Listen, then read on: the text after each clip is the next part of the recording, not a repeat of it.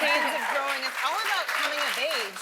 And you came of age in the spotlight. That's not so easy to do. You talked about the responsibility that you now bear as a role model, because you really take that to heart.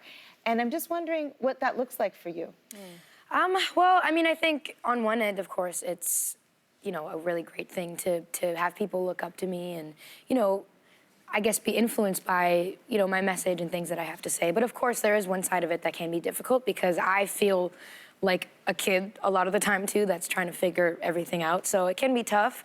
But I think my fans thankfully know that, you know, I'm not perfect, and they're my fans because they know I'm not perfect and that I'm just like them. So I think, you know, it's a good thing. It's a good thing. We were talking earlier about social media. It's a great, sure.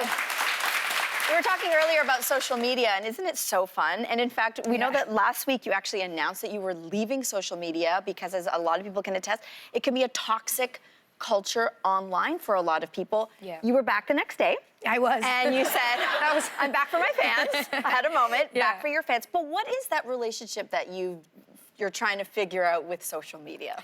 It's a tough thing. I mean, a couple months ago, I left for a month and then came back. And I don't know, I just feel like the more eyes are on you, the more room there is for, you know, negative opinions. And people online, with the separation of the screen, it's a lot easier for people to just be mean and say whatever they want.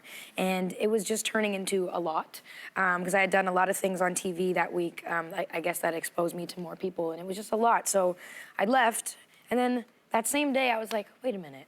I'm about to release an album that I haven't put out anything in 3 years, and my fans have been waiting for so long, and I'm gonna leave them hanging during this time just because of like my sensitivity and because people are mean. But like, you know, if you leave, then those people end up winning.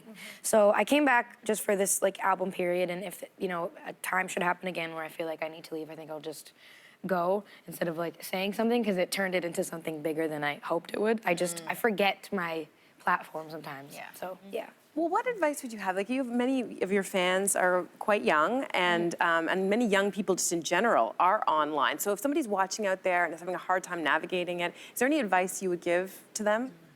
Yeah, I mean, I guess on both ends.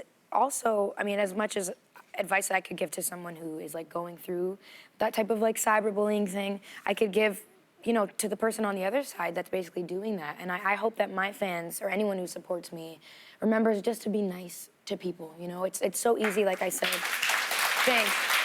with, you know, the separation of the screen to say whatever you want, but like people like me in my position and our position, we have feelings, we're people, and we see those things. And if there's any advice I could give is just be nice and think before you speak. I know that sounds very cliche, but there's a reason why people say it. And if you're dealing with something on the other end, I just hope that you know that people who say that to you are usually just dealing with things within themselves, and all you can do is just wish them the best and know that it has nothing to do with you. So, yeah. So, Alessia, as you've just explained, these are the pains of growing. Yeah. And this is the album title. I want to talk about the album aesthetic because we saw you performing at the Grey Cup. Your performance was amazing. Thank you. This album, it's called The Pains of Growing, and it's about all of the different pains and things that we go through while growing up. And I thought something really cool to do visually would just be to wear this oversized suit to almost like hyperbolize the idea of growing up. And sometimes for me, I still feel like a small kid in this, you know, role of adulthood. And sometimes that role that's thrown upon us can feel too big for us. And so I thought the way to represent that would just be wearing a suit that's too big for me every time I perform and in all my videos. And I don't know, it's just fun. And I like, for the plus of it, like, I don't have to think of what to wear. It's very easy. Yeah. But you know, you've always been, you know, right from the get-go, you've always been really true to yourself in your style. You know, you come with, like, you know, you wear running shoes and you wear, like, you dress like you want to, it seems. And you always worn minimal makeup. Have you ever had any pressure? Like, has the industry at all been like, hey, well, Alessia, we would love to see you do this glam look? Or has there been any kind of, are they been trying to change you in any way? A little bit. I think more so in the beginning, when I was a little bit younger and before people really knew what I was about. I got a lot of that. And like still nowadays, like not my team, because my core team knows who I am and they're on board because they love what I do. But, you know, some outside people will be like, are you sure you don't want to like comb your hair? And I'm like, I did.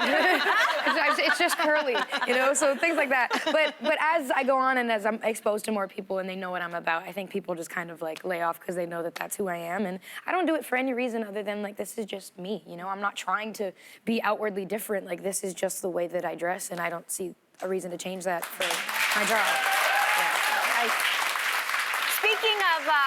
Speaking of being true to yourself, I think we read that, is it true that you still live at home with your parents in Brampton, which P.S. is around the corner from my parents? Cool. Yeah, it's true. And if this is true, do you then have to like follow house rules, chores, dishwasher, trash, your own laundry? I mean, is this true?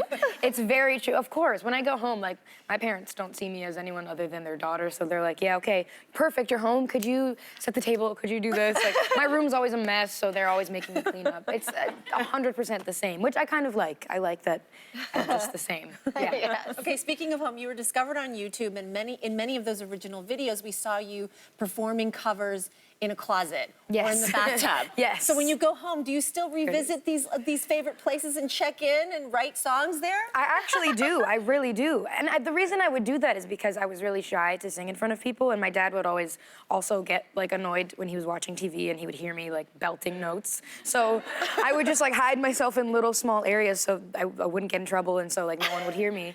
And now I still do it for that same reason, because I still live with my family and I don't want to bug them with my writing music, so I just like hide, and I like it. I don't think they mind as much now. Hey, you'd be surprised. But I like it. It's become like my safe haven, you know, like just little. That's where I write now. In every place I go, I just write in small spaces. It's just become my thing.